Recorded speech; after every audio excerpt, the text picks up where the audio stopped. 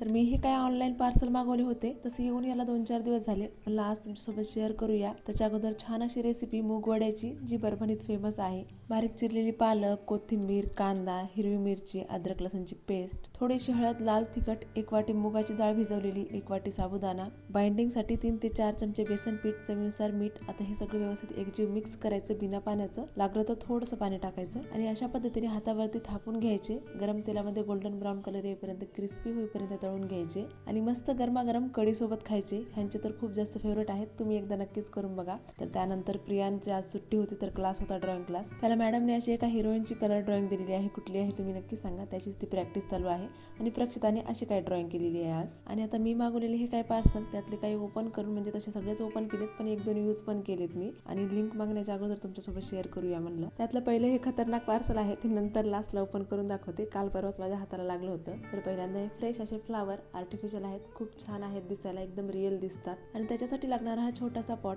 जो की खूप सुंदर दिसतो एकदम, याच्यासोबत कॉम्बिनेशन मस्त आहे. आणि हे वालं जे मला खूप जास्त आवडलेलं पार्सल, किचनसाठी चॉपिंग बोर्ड मागवलेला मी अशा पद्धतीने.